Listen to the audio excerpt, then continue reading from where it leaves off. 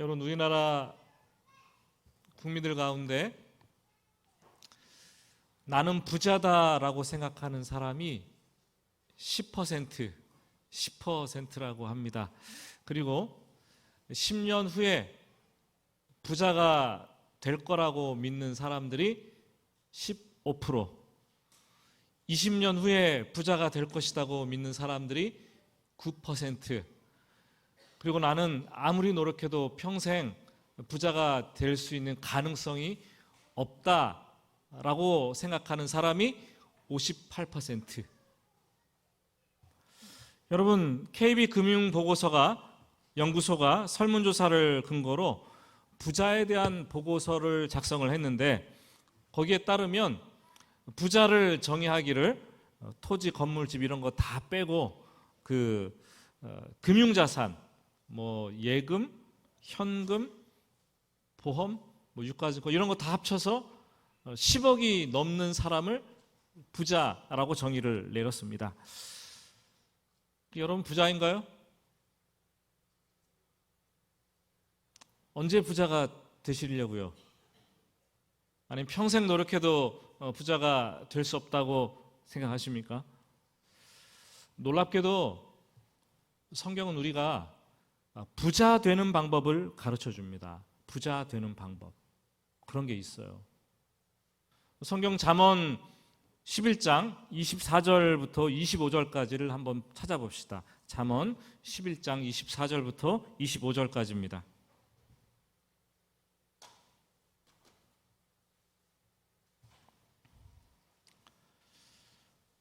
우리 같이 한 목소리로 읽어보겠습니다. 흩어 구제하여도 더욱 부하게 되는 일이 있나니 과도히 아껴도 가난하게 될 뿐이니라. 구제를 좋아하는 자는 풍족하여질 것이요 남을 윤택하게 하는 자는 자기도 윤택하여 지리라. 우리는 흔히 생각하기를 부자가 구제하고 부자가 되고 나서 구제하려고 생각을 하지만, 성경은 먼저 내가 가진 것을 가지고 남을 돕고 남을 구제하는 것을 좋아하는 그 사람이 부자가 될 것이다 라고 얘기를 합니다. 이것이 부자가 되는 성경의 원리입니다. 나중에 아니라 언제 해야 돼요? 지금 해야 돼요. 지금. 내가 부자가 안 되는 이유는 뭐예요? 구제를 안 하기 때문에. 성경적인 원리예요. 하나님은 유대인들에게 율법을 주시면서 과거 애굽에서 종살이 했던 때를 생각을 해서, 그때 가난하고 못 먹고 헐벗고 얼마나 굶주렸습니까? 그것을 생각해서, 그때 그 시절을 기억해서 지금 내 주변에 있는 이웃 가운데 객과 고아와 과부와 가난한 사람들을 버려두지 말고 돌아보라고 말씀을 하십니다.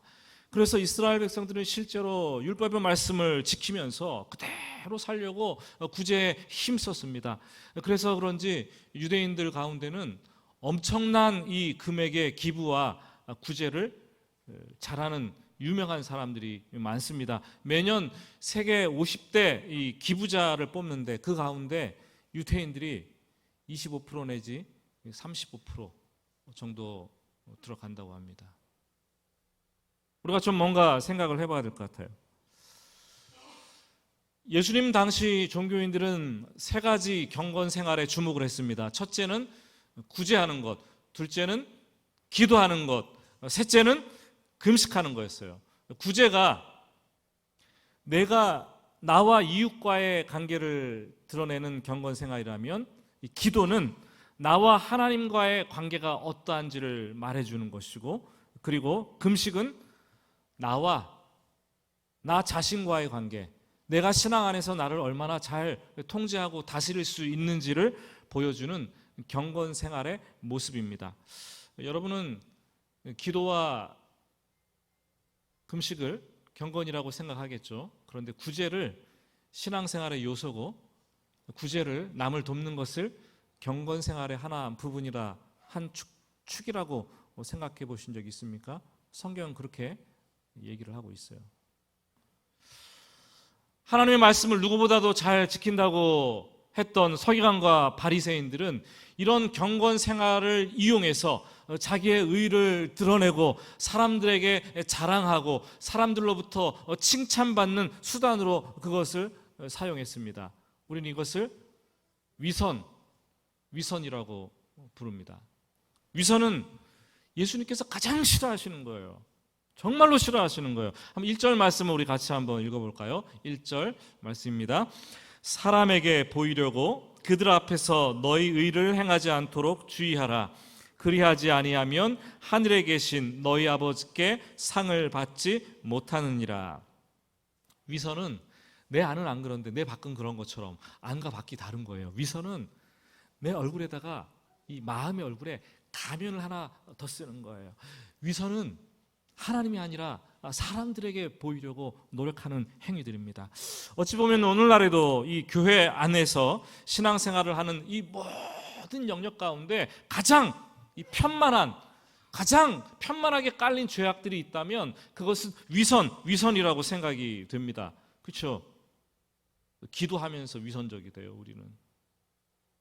우리는 남을 도와주면서 위선자가 될 수 있고, 우리는 자신의 영혼을 정화시키는 이 금식을 하면서 남에게 보여주려고 하는 외식을 할 수가 있습니다. 예수님은 그들의 위선을 보시고 따끔하게 일침을 가하십니다. 그들의 가면을 이렇게 벗겨 주십니다.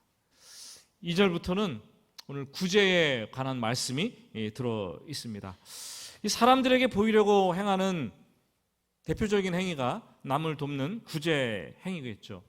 남을 돕는데 돕기만 하면 되지 이게 뭔 잘못인가 라고도 생각할 수가 있겠지만, 남을 돕는 그 동기가 나를 드러내고 그 사람이나 또 다른 사람에게 보여주면서 칭찬을 받기 위해서라면 그것은 그냥 사람들로부터 칭찬받는 것이 끝이다 라고 말하고 있어요. 신앙의 출발점, 신앙의 동기는 하나님이 돼야 되는데 자기 자신이기 때문에 하나님께 영광 돌리는 것도 아니고 경건 생활도 아니고 신앙생활의 범주 안에 들어있는 행위가 되지 않는다라고 얘기를 합니다. 그 사람들은 사람들에게 보이려고 했기 때문에 사람들로부터 상을 이미 받았다. 우리가 일을 하고 나면은 받는 게 임금이고 싹 아닙니까? 싹. 그런데 사람에게 받았기 때문에 이미 하나님께서 주실 필요가 없다라는 거예요. 하나님께서 안 주시겠다라는 거죠. 상을 또 다른 그 의미로 영수증이라고도 표현하는데, 이미 너희가 한 것을 사람들이 다 보고 영수증을 발급했기 때문에 하나님께서 이중 계산서를 발급하지 않으신다라는 말이죠. 여러분 따라서 해봅시다. 남을 도우면서 사람을 의식하면 사람에게 상을 받고, 하나님을 의식하면 하나님께 상을 받습니다. 그래서 우리는 날마다 물어야 되는 거예요. 하나님, 지금 내가 신앙생활 하면서 하나님께 지금 상을 받고 있는가요? 아니면 교회에서 목사에게, 아니면 사랑 청도들에게 내가 지금 상을 받고 있는가요? 사람들에게 내가 지금 누구에게 상을 받고 있는가요? 질문을 던져야 돼요. 그 질문을 던지면 여러분 답이 나올 거예요. 신앙의 동기가 무엇인지. 예수님 당시 바리새인들은 이 구제를 공개적으로 했습니다. 사람들이 많이 모이는 곳을 찾았어요. 그래서 그들 회당에 앞에 갔습니다. 그리고 길 사거리에 갔습니다. 거기서 돈을 주고 나팔수를 고용하죠. 그리고 일정한 시간이 되면 나팔수에게 나팔을 불라고 시킵니다. 그러면 군중들이 무슨 일이 있나 확인하기 위해서 막 몰려들겠죠. 그때 사람들 앞에서 가난한 사람들에게 돈을 주고 구제를 했습니다. 그러면 군중들은 박수갈채했죠. 박수갈채. 그럼 교회에서 박수갈채 받는 거 너무 좋아하지 마세요. 칭찬받는 거 너무 좋아하지 마세요. 이미 상을 다 받았기 때문에 하나님께서 주시지 않습니다. 그렇게 하지 말라는 것이죠. 그들은 또 성전에 들어가면은 구제 헌금을 해야 했는데, 성전 이 초입에 있는 이방인의 뜰이 있었습니다. 이방인이 들어가서 기도하는 것이죠. 근데 그곳을 지나고 나면은 여인들의 뜰이 나옵니다. 거기에는 큰 광장이 있어서 한 15,000명 내지 2만 명 정도가 한꺼번에 모일 수 있는 공간이었어요. 거기에 초입에 노쇠로 만든 헌금함을 군데군데 입구 쪽에 13군데를 세계 헌금함을 만들어 놓았어요. 그 9개 헌금함에는 성전세나 재물 대신해서 드리는 헌금함이 있었고, 나머지 4개에는 가난한 사람들을 돕기 위한 구제 헌금을 따로 분별해서 드리는 헌금함이 4개가 놓여 있었습니다. 이 헌금함의 모양이 사람들이 손을 넣어서 이렇게 가져가지 못하도록 나팔 모양으로 이렇게 크게 되어 있어요. 헌금을 넣으면 나팔 모양으로 쭉 들어가서 떨어지면서 소리가 나게 되어 있습니다. 그것을 소바롯이라고 하는데, 부자들은 구제헌금을 드리면서 여기서 헌금함에 한번 동전자루를 주화를 우르르 쏟아놓고, 저쪽 가서 또 주르륵 쏟아놓고, 또 이쪽 가서 쏟아놨어요. 헌금을 할 때마다 연신 그 헌금함에서 노쇠로 만들었잖아요. 땡그랑 땡그랑 주룩주룩 땡그랑 땡그랑 주룩주룩. 그 오랫동안, 얼마나 오랫동안 요란하게 소리가 들리냐에 따라서 헌금을 많이 하는 거겠죠. 과시합니다. 사람들의 시선을 끕니다. 여러분, 그렇게 하지 말라는 거죠. 자기의 존재감을 드러내기 위해서 나팔을 부는 사람들이 얼마나 많습니까? 내가 누구인지, 내가 어떤 사람인지 자기를 드러내기 위해서 우리는 자꾸 소리를 냅니다. 사람들이 하루 종일 얘기하는 것들도 들어보면 그 얘기의 절반 이상이 아마 자기를 다 드러내는 거죠. 내가 어떤 사람인데, 내가 누구인데, 뭐 지금 그렇지 않으면 나 때는 그러면서 막 또 과거에 이 얘기할 거 아닙니까, 여러분? 자기를 얘기하는 거예요. 신앙생활하면서 나를 드러내는 것은 여러분, 이 사탄이 파놓은 함정에 이렇게 빠지는 거예요. 그래서 참 조심해야 될 부분입니다. 그토록 열심히 신앙하는 생활을 하고 있는데 내가 좀 변화되지도 않고 신앙생활이 이렇게 성숙의 경지로 잘 들어가지 못한다고 생각한다면 이유가 하나 있어요.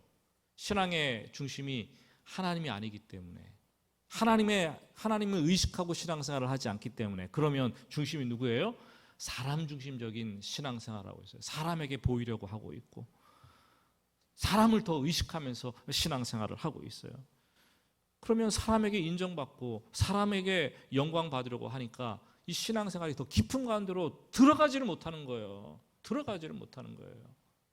여러분, 우리 기도할 때에도 사람에게 보이려고, 특히 대표기도 자리나 여러분들이 기도 생활을 새벽기도, 금요기도, 기도에 참여, 개인기도 할 때 보이려고 해서는 절대 안 되는 거예요. 정말 은밀한 가운데, 구제도 마찬가지로 은밀한 가운데 해야 되는 거죠. 물론 신앙생활 하면서 사람들이 나를 인정해주고 나를 칭찬하고 그러면, 알아주면 기분이 좋고 힘이 나죠. 그래서 더 열심히 막 하죠. 성도님들이, 그런 분들이 많아요. 저에게 가끔씩 전화를 해서, 목사님, 그 집사님 지금 진짜 열심히 하고 있어요. 목사님 한번 칭찬 한번 해주세요. 격려 한번 해주세요. 많습니다, 그런 분들. 자기를 칭찬해달라는 말은 못하고, 그렇죠? 다른 사람을 좀 칭찬해주세요. 사람이 알아주기를. 그러면 힘이 난다는 거죠. 사실 칭찬하면 힘이 나요. 칭찬은 고래도 춤추게 해요. 칭찬을 해야 되겠죠. 그렇지만 그거는 다른 사람들의 몫이고, 내 이 신앙생활의 동기는 아무도 모르게 하나님 중심적으로 해야 된다는 것을 얘기를 하고 있습니다. 사람들의 칭찬을 계속 받다가, 인정을 받다가, 사람들이 계속 알아주다가 나중이 됐는데 사람들이 알아주지 않을 때가 있어요. 그럼 칭찬받고 인정받고 알아주는 것에 이 포인트를 둔 사람들은 시험에 들게 돼 있어요. 순간 시험에 들어서 넘어지게 되어 있습니다. 우리는 성경을 보면서 1세기 바리새인들 모습을 바라보고, 야, 걔네 위선자들, 걔네 정말 신앙에 몹쓸 사람들, 이렇게 얘기를 하지만 오늘 우리가 신앙생활을 하면서 남을 도와주면서 나를 드러내려고 여기저기 나팔을 불고 나를 알아들고 달라고 내가 아닌 나팔수들을 채용하고 있다면, 그건 나도 역시 똑같은 바리새인이 되는 것이겠죠. 3절과 4절 말씀을 한번 봅시다. 너는 구제할 때에 오른손이 하는 것을 왼손이 모르게 하여 내 구제함을 은밀하게 하라. 은밀한 중에 보시는 너희 아버지께서 갚으시리라. 어떤 바리새인들은 나팔수를 고용하지 않았어요. 그럼 어떻게 했어요? 그렇다고 나팔을 안 부는 게 아니라 나팔을 자기가 불었어요. 자기가 부르는데 오른손에는 다른 사람들을 도와주기 위한 이 물건이나 돈을 이렇게 딱 들고 왼손에는 나팔을 이렇게 직접 불었습니다. 그래서 나팔을 떼 불고 이쪽으로 나눠주고 나팔을 불고 나눠주고. 어떻게 오른손이 하는 것을 왼손이 모르게 하겠습니까? 어떻게 나 자신도 모르게 이것을 구제를 하겠습니까? 근데 정확한 의미는 내가 남을 도와주면서 내가 지금 남을 도와주고 있다라는 의식조차 없이 은밀하게 행동하라는 거죠. 은밀하게 해야 은밀하게 보시는 하나님께서 갚아주시고 그것을 인정해 주신다고 말씀을 하십니다. 그럼 사실 어려운 형제나 자매를 정말 마음을 써서 도와주었는데 관계가 나빠지고 오해를 사는 경우가 종종 있어요. 그래서 관계가 깨지는 경우가 종종 있는 것을 봅니다. 왜 그럴까요? 구제 행위 가운데, 그 이유는 구제 행위 가운데 내 의와 내 자랑과 내 우월감이 조금이라도 그 구제 행위에 섞여 들어갔기 때문이에요. 그걸 민감하게 느끼는 사람은 관계가 힘들어질 수가 있습니다. 내가 지금 의로운 일을 하고 있다는 이 스스로의 이 자각의식, 그것이 있다면 내가 조금 높은 위치에서 우월감을 가지고 너를 도와준다라는 그 야릇한 그 미묘한 이 감정과 태도가 전달 행위에 이렇게 포함되어 있다면 나중에 도와주고 나서 행복하지 않아요. 아무도 행복하지 않아요. 그 관계가 이렇게 깨지게 되어 있어요. 돕는 손길에 이런 생각이나 이런 태도나 이런 느낌이 묻어서 도움을 받는 사람에게 이렇게 전달된다면 그 사람을 마음을 불편하게 하고 그 사람을 초라하게 만들고 더 나아가서 그 사람을 비참하게 만들 수도 있어요. 그래서 우리가 예수님께서는 남을 도울 때 내가 지금 저 사람을 돕고 있다라는 그 의식조차 없을 정도로 진짜 은밀하게 도우라고 얘기를 하고 있습니다.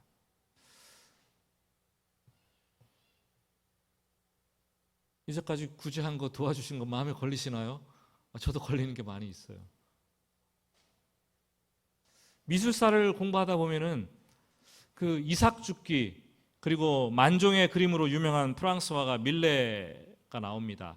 밀레와 그 루소는 굉장한 친구인데 우정 이야기가 미술사에 기록되어 있어요. 밀레가 처음에는 가난했어요. 굉장히 가난했어요. 그래서 돈벌이를 하기 위해서 잘 팔리는 이 누드화를 그렸어요. 누드화를 그리면 잘 팔렸어요. 그런데 어느 날 어떤 일부 사람들이 밀레의 그림을 보고 비웃기 시작합니다. 어떻게 누드화를 화가가 그리냐.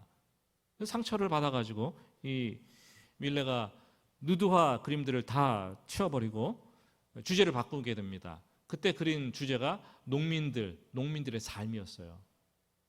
그 그림을 그래서 팔려고 하니까 이 그림이 잘 팔리지가 않는 거예요. 그때부터 생활이 더 어려워지고 겨울철이 되었는데 난방을 할 연료도 구하지 못해 덜덜덜 떨고 있는 가난한 삶이 시작됐습니다. 그때 친구 루소가 찾아왔죠. 친구야, 정말 좋은 일이 있어. 어떤 사람이 너의 그림을 아주 큰 돈을 주고 사려고 하고 있어. 나보고 하나 골라오라고 하더군. 자, 여기 돈이 있어. 그 루소가 300프랑을 밀레에게 건네주면서 이제 막 작업이 끝난 이 접목하는 사람이라는 그 그림을 사가지고 갑니다. 그 밀레가 친구의 그 도움 덕분에 오랜만에 그 가난을 벗어나서 좀 즐거운 행복을 누릴 수가 있었습니다. 근데 오랜 세월이 지나고 이 밀레가 어느 날 그 친구 루소의 집을 찾아갔을 때 깜짝 놀랐어요. 왜요? 자기가 판 그림이 그 집에 루소의 집에 걸려 있더라는 거죠. 루소도 가난했지만 그 밀레를 돕기 위해서 다른 사람이 사는 척하고 은밀하게 밀레를 도왔던 거죠. 여러분, 우리는 평소에도 나 자신을 드러내려는 이 욕구를 멈추는 것 쉽지 않아요. 그런데 우리가 남을 도와줄 때 나를 자랑하고 칭찬받으려는 이 욕구를 억누르는 것, 아니 그런 생각을 아예 지워버리는 것 참 쉽지 않습니다. 그래서 도와줄 때 기도 많이 해야 돼요. 도와줄 때 내가 아니라 성령님께서 주시는 마음을 가지고 도와줄 수 있도록 하나님 앞에 정말 간절히 무릎 꿇고 기도해야 된다는 거죠. 하지만 참 어려워요. 어려워. 그렇지만 그것을 이기고 그것을 극복해내는 것이 신앙생활의 성숙의 길로 접어드는 것입니다.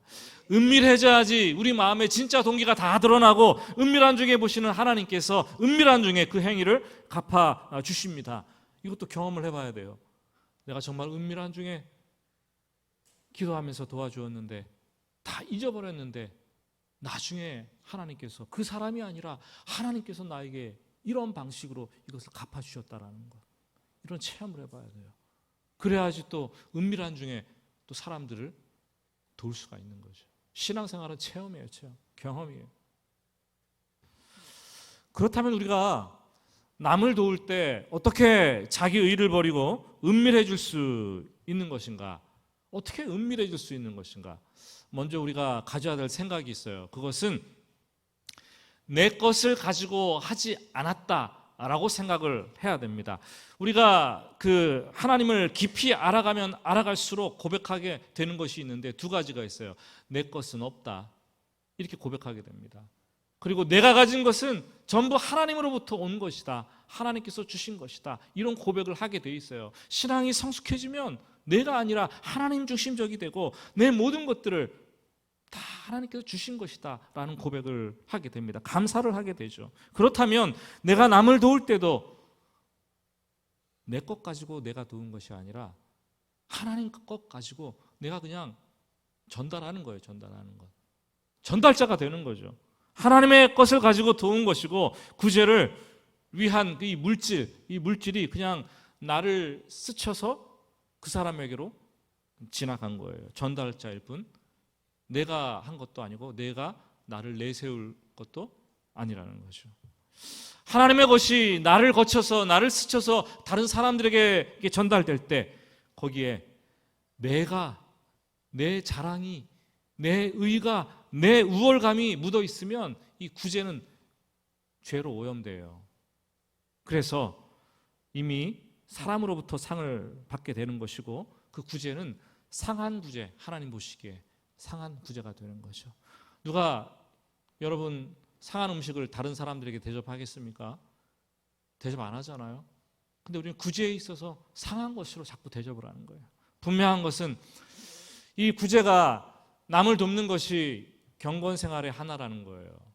그리고 훈련이 필요하다는 거죠. 교회도 성도도 여기저기서 남을 돕되 하나님께서 하나님의 것, 하나님께서 주신 것으로 도왔다고 생각을 하고 은밀하게 돕고 도운 후에도 그 사실조차도 잊어버려야 합니다. 그래야지 하나님께서 기억을 하는 거예요. 저는 우리가 돕는 것들을, 교회에서 돕는 것들도 좀 많이 기억하지 않았으면 좋겠어요. 사람들이 몰랐으면 좋겠어요. 교회에서 우리 성도들을 돕고 교회에서 외부 성도들을 돕고 우리 교회에서 다른 지역사회 농어촌 교회를 돕고 이런 것들도 이렇게 내세울 거 아니에요. 우리가 내세운다면 이미 상을 다 받은 거예요. 사람들로부터, 그 사람들로부터. 그냥 하나님께서 받으시도록 그냥 다 묻어두고 기억하지 않았으면 좋겠다라는 생각을 해요. 말씀을 맺습니다. 많은 사람들이 이 구제와 이 구원을 혼동하는 경향이 있습니다. 구원은 죄에 빠진 사람을 고통과 죽음으로부터 건져내는 것이 구원이라면 이 구제는 어려운 처지에 있는 사람들을 도와주는 것, 그것이 구제입니다. 구제와 구원은 비슷하지만 구원이 종교적인 차원의 행위라면 구제는 사회적인 차원의 행위죠. 하지만 구원받은 사람들에게 이 구제하는 행위가 반드시 따라옵니다. 외면하지 않습니다. 성경은 줄곧 구원받은 하나님의 백성들에게 가난한 자들을 외면하지 말고 돌보라는 메시지를 던지고 있습니다. 여러분, 구원받고 하나님과의 관계가 회복된 자들은 삶의 변화가 나타나는데 자기가 가진 것을 가지고 자기 것이라고 말하지 않고 그것을 하나님의 것인 줄 알고 다른 사람을 돕는데, 구제하는데 쓴다라는 거예요. 삭개오도 오늘 너희 집에 구원이 임했다라는 선포를 들고 자기가 가진 것을 가지고 즉각적으로 다른 사람을 돕는 일에 쓰임 받았습니다. 초대교회 성도들도 성령 충만하여 구원의 기쁨을 누리는 상태에서 나눔과 돕는 삶을 실제적으로 교회 안에서, 교회 밖에서 실천을 해냈습니다. 하나님께서 우리 시대에 큰 일을 할 사람을 찾지 않습니다. 오히려 예수를 믿은 이후에 내 주위에 있는 사람들을 바라보고 그들을 향해서 선행을 베푸는 사람, 그들을 향해서 구제하고 그들을 은밀하게 돕는 사람, 그런 사람들, 작은 일에 헌신된 사람들을 하나님께서 찾으십니다. 저와 여러분들은 사람을 의식하고 신앙생활하지 말고, 사람에게 보이려고 구제하지 말고, 하나님을 의식하고 신앙생활하고 하나님께서 받으시도록 드리는 구제 행위를 할 수 있기를 주님의 이름으로 축복합니다. 우리 같이 기도하겠습니다.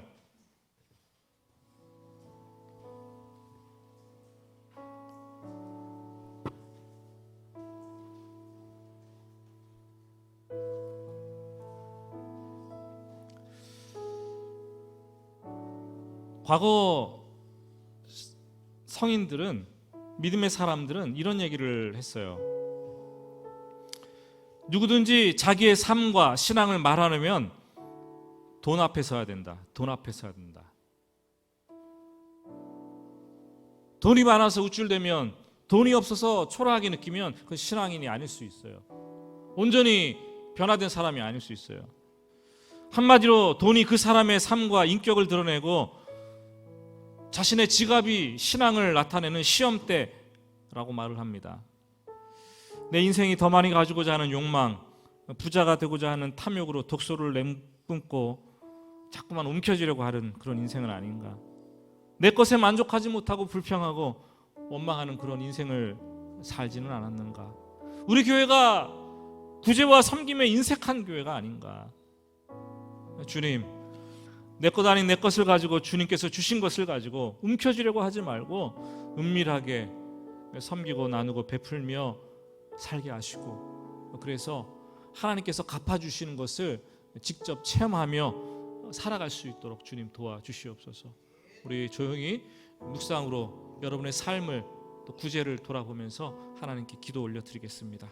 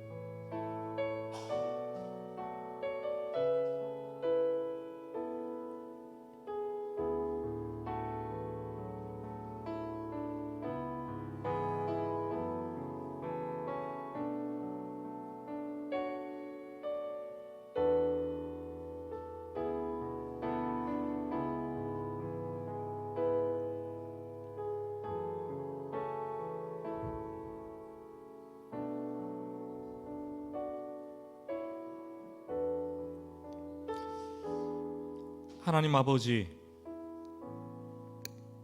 신앙생활에 위선이 조금이라도 있다면 내려놓기를 원합니다.